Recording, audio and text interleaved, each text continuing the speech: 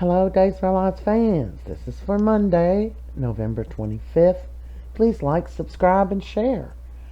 Um, so Javier came in. He'd been out all night with Leo, and he's talking to Rafe, and he's like, "Why aren't you work, Commissioner?" And he told him, "Oh, I don't work there at all anymore." And they chose Jada to be the commissioner. So they chatted about this for a little while, and Javier, or Javi, yeah, that's a cute little name, Javi, and he's saying, how does that make you feel, and all this crap. Anyway, back at the ranch, we have got, is that the same picture? It sure is. Javier and Rafe. Uh, Rafe goes on about his business, and Javier gets a little visitor in a few minutes.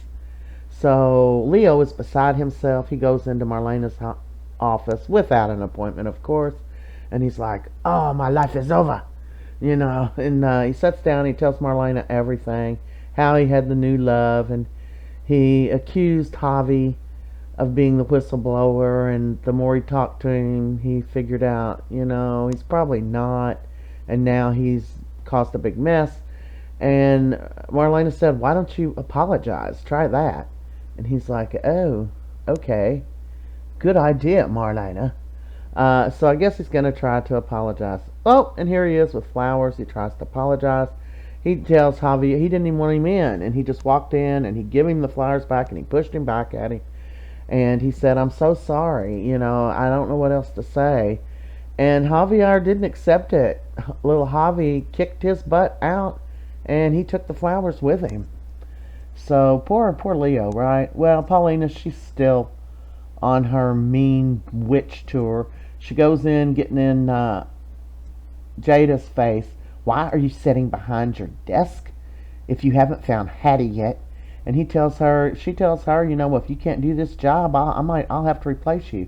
She said, she explained some stuff to her, and she said, "There's other families, other things that we're doing, but we're on it. And if you're not happy with me, I'll gladly give the job back to Rafe."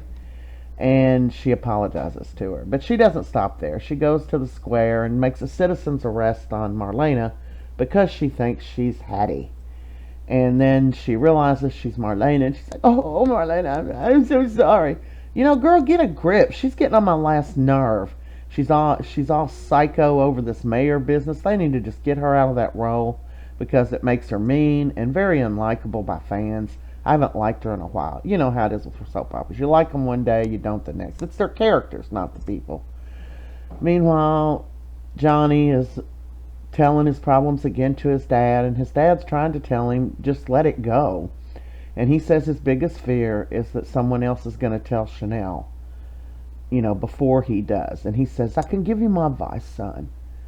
But, you're going to have to make your own decision. And whatever you make, I will support you. But it's up to you. You need to think about what's going to happen after you come clean." And in comes our pretty little Chanel. And she's all excited because Sweet Bits was not the cupcake mixture that poisoned everybody. Meanwhile, then she goes over to Alex's to tell him, and there's Joy. And she's talking about how Johnny had a dream about her and exactly what she said. And look at Alex's face there. And then when she said he was talking about Joy, and he said, "Joy, we shouldn't do this." Uh-oh. Alex had his own personal look for that. He's already sitting there thinking he can't take it. But he's looking at Joy, and he's like, "Ugh." So after she leaves, Joy's thanking him for not telling her. He said, "I did it for Chanel. And when I heard her talk about how much she loves him and how happy she is, I don't want to be the one to take that away from her." But, and Joy's trying to assure him, this is all just going to go away. He's not so sure. But anyway, we'll see what happens tomorrow, and that's a wrap for today. Please like and subscribe. Have a great day, and thanks for watching.